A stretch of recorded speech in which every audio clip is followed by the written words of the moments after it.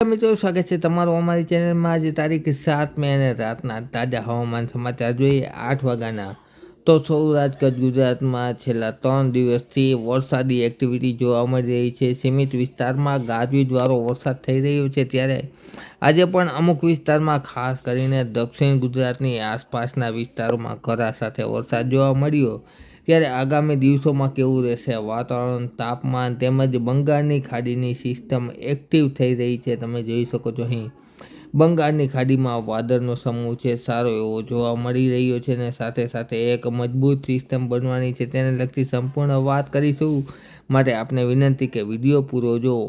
સૌથી પહેલાં મિત્રો તાપમાનની વાત કરીએ તો તારીખ 8ના રોજ પણ તાપમાન છે એમાં રાહત જોવા નહીં મળે। તાપમાન સળંગ તારીખ 15 મે સુધી 41 થી 42 ડિગ્રી અમુક વિસ્તારોમાં મહત્તમ તાપમાન જોવા મળશે, તેમાં પણ સીમિત વિસ્તારમાં 43-44 ડિગ્રી જેટલું તાપમાન જઈ શકે। જેમ કે અમદાવાદની આસપાસના વિસ્તારોમાં તમે જોઈ શકો છો તાપમાનનો પારો ખૂબ જ હાઈએસ્ટ જોવા મળી રહ્યો છે મિત્રો। તો આગામી તારીખ 15 મે સુધી તાપમાનમાં રાહત જોવા નહીં મળે ને સાથે સાથે પવનનું પ્રમાણ પણ અમુક દિવસોમાં ખાસ કરીને કાંઠાવાળા વિસ્તારોમાં પવનનું પ્રમાણ સારું એવું જોવા મળશે। જેમાં કચ્છ અને પશ્ચિમ સૌરાષ્ટ્રની વાત કરીએ તો તે આ વિસ્તારમાં છે એ પવનો છે સતત ફૂંકાઈ રાખશે। ટૂંકમાં કહીએ તો સૂકું હવામાન જોવા મળશે। તારીખ 10 સુધી કોઈ માવઠાની શક્યતા નથી, વરસાદી એક્ટિવિટીની શક્યતા નથી, ફક્ત અમુક વિસ્તારમાં છે એ વાદળને કારણે ગાજવીજવાળો વરસાદ એ પણ સીમિત વિસ્તારમાં મિત્રો જોવા મળી શકે છે।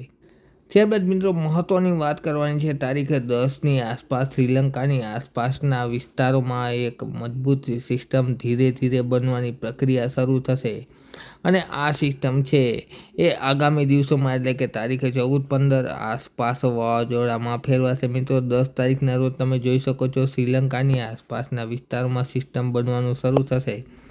ત્યારબાદ આપણે તારીખ 11ની વાત કરીએ અને આ સિસ્ટમને ટ્રેક કરીએ તો 11 તારીખના રોજ સિસ્ટમ છે ધીરે ધીરે મજબૂત થશે અને મજબૂત ગોળાકારમાં તેનું સ્વરૂપ છે એ ધારણ કરશે। મિત્રો તારીખ 12ના તમે જોઈ શકો છો શ્રીલંકાથી ઉપરના વિસ્તારમાં સિસ્ટમ ધીરે ધીરે મજબૂત અને તેની ફરતે ચારે તરફ સારા એવા પવનો છે જોવા મળશે। ત્યારબાદ આ સિસ્ટમ છે એ તારીખ 14ના રોજ વધુ મજબૂત બની અને પવનો સારા એવા જોવા મળશે। મિત્રો તમે જોઈ શકો છો ધીરે ધીરે આ સિસ્ટમ મજબૂત બની રહી છે અને ત્યારબાદ તારીખ 15ના રોજ છે એ ધીમી ગતિએ સિસ્ટમ આગળ વધશે। જોકે આ હવામાન ચાર્ટમાં છે એ સિસ્ટમનો ટ્રેક છે એ તમિલનાડુ, કેરળ અને શ્રીલંકા આસપાસ છે, જ્યારે બીજું એક અન્ય હવામાન ચાર્ટ એટલે કે અમેરિકન હવામાન ચાર્ટ મુજબ આ સિસ્ટમ છે સીધી બંગાળની ખાડીમાં ઉપર તરફ એટલે કે ઉત્તર દિશામાં પશ્ચિમ બંગાળની આસપાસ ટકરાય તેવી શક્યતા રહેલી છે। મિત્રો હજુ બંને હવામાન ચાર્ટમાં ઘણો બધો ફેરફાર છે મિત્રો।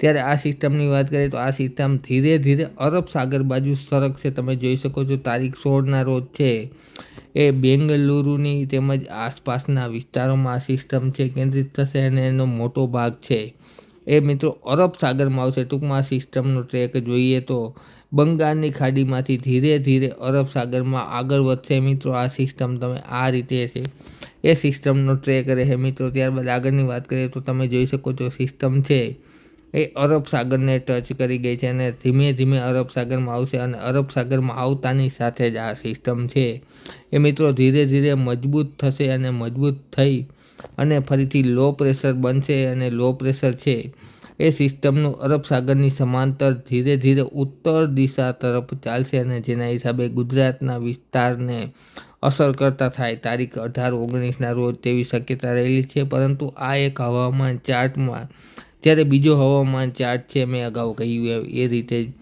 પશ્ચિમ બંગાળ સુધી વિસ્તરે છે અને ત્યાં ટકરાય તેવી શક્યતા છે, જ્યારે આ હવામાન ચાર્ટમાં ગુજરાત તરફ સિસ્ટમ આગળ વધે તેવી શક્યતા છે। મિત્રો બે વિરોધાભાસ જોવા મળી રહ્યા છે સિસ્ટમના સેન્ટરથી। ટૂંકમાં બે વિરોધાભાસ જોવા મળી રહ્યા છે, કઈ બાજુ જશે સિસ્ટમ તેને લગતી મહત્ત્વની ચર્ચા આપણે આગળના વિડીયોમાં કરતા રહીશું। ખબર તમારા કામની છે, ચેનલ સબસ્ક્રાઈબ કરી લેજો મિત્રો। હવામાનની પડે પડની ખબર છે અમે આપતા રહીશું। વિડીયો જોવા બદલ ખૂબ ખૂબ આભાર।